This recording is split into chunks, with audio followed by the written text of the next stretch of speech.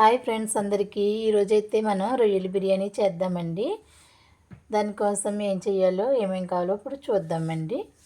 ఒక గిన్నె పెట్టి గిన్నెలో రొయ్యలు అయితే వేసుకోవాలండి. ఫస్ట్ అదే రొయ్యల్లో మనం ఇప్పుడైతే కొంచెం పసుపు అలాగే కొద్దిగా ఉప్పు కల్లుప్పు వేసుకున్నానండి. నేను ఉప్పు కూడా వేసుకోవాలి. ఉప్పు పసుపు వేసి రొయ్యలను ఒకసారి బాగా కలుపుకుని వాటిని అయితే బాగా వేయించుకోవాలండి. ఈ బిర్యానీకి కొంచెం పెద్ద రొయ్యలే ఉండాలండి. ఎందుకంటే ఈ రొయ్యల్ని మనం బాగా ఫ్రై చేస్తాం కాబట్టి చిన్న రొయ్యలు అయితే అంతగా కనిపించవండి బిర్యానీలో. అలాగే మిక్సీ జార్లో కొన్ని వెల్లుల్లి రేఖలు అలాగే కొంచెం అల్లం కూడా తీసుకోవాలండి. అలాగే కొద్దిగా ధనియాలు వేసుకోవాలి. ఇప్పుడైతే జీలకర్ర వేసుకుందామండి.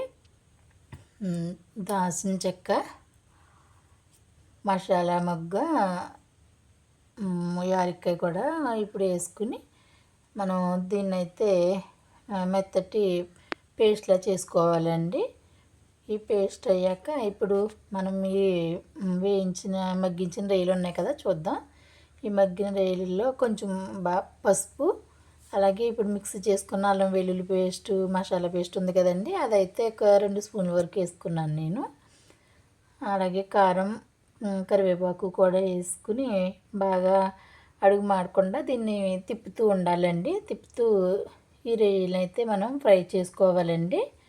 ఇప్పుడైతే ఈ రొయ్యలు బాగా ఫ్రై అయిపోయినాయండి. అందుకని మనం ఈ రొయ్యలను తీసుకుని పక్కన పెట్టేసుకుని ఇప్పుడు వేరే గిన్నె పెట్టుకుందామండి. ఈ గిన్నెలో మనం అయితే ఇప్పుడు కొంచెం ఆయిల్ పోసుకుందాం. బిర్యానీకి సరిపడా ఆయిల్ పోసుకుందామండి. అలాగే ఉల్లిపాయ ముక్కలు అలాగే బిర్యానీ దినుసులు ఉంటాయి కదండి, చెక్క, మసాలా మొగ్గ, ఇవన్నీ బిర్యానీ సరుకులు, బిర్యానీ ఆకు ఇవి వేసుకోవాలి. అవి వేసుకున్న తర్వాత మనం పచ్చిమిరపకాయలు కూడా వేసుకోవాలండి. ఇవన్నీ వేసిన తర్వాత ఒకసారి మనం వేయించుకోవాలి. ఈ బాగా వేగిన తర్వాత దీంట్లో అయితే మనం కొంచెం పసుపు అలాగే కొంచెం ఉప్పు వేసుకోవాలండి. అలాగే కొంచెం కారం, అంటే మనం రొయ్యల్లో కారం వేసాం కదండి, అందుకని చూసుకుని ఇందులో మనం కొంచెం తక్కువే వేసుకోవాలి కారం. తర్వాత కొంచెం వాటర్ పోసుకోవాలండి.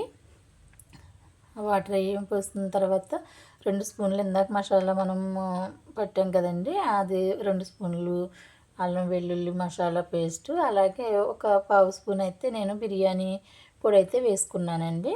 నీళ్ళు బాగా కాగాలి. ఎసరు మరిగాక బియ్యం వేసుకోవాలండి. ఈ బియ్యం వేసుకున్న తర్వాత మనం ఒకసారి గరిటెతో తిప్పుకుని మళ్ళీ మూత పెట్టేసుకుంటే ఒక 10 నిమిషాలకి అప్పుడు మళ్ళీ చూడాలండి. అప్పుడు కొంచెం బిర్యానీ అయితే 70-80% కుక్ అయిపోవాలండి. కుక్ అయిన బిర్యానీకి అంటే కొద్దిగా వాటర్ ఉండాలి అడుగున, అంతకు మించి ఎక్కువ ఉండకూడదండి.